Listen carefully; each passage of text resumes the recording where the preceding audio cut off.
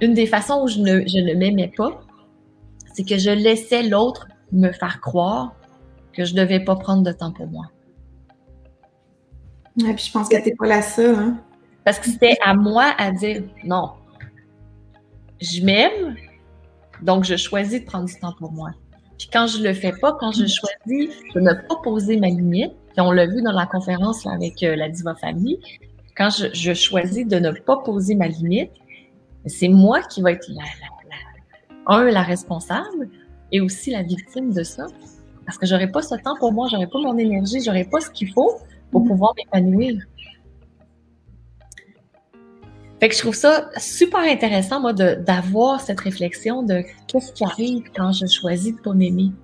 Les conjoints ou conjoints, parce que si je sais qu'il y a des femmes qui sont avec des femmes, puis des femmes qui sont avec des hommes, puis on a des hommes qui ont des femmes qui écoutent, tout ça.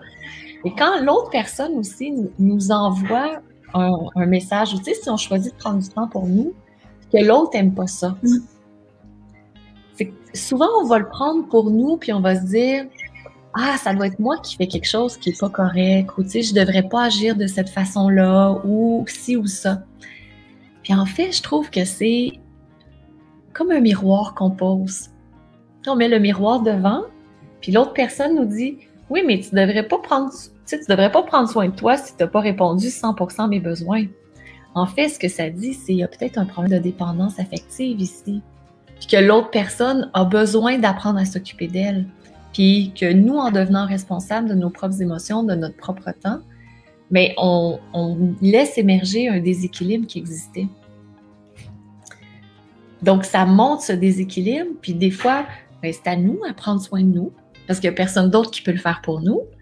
Mais l'autre aussi a besoin, à ce moment-là, de se dire « Ouais, je pense que moi aussi, j'ai besoin de prendre soin de moi. » Fait que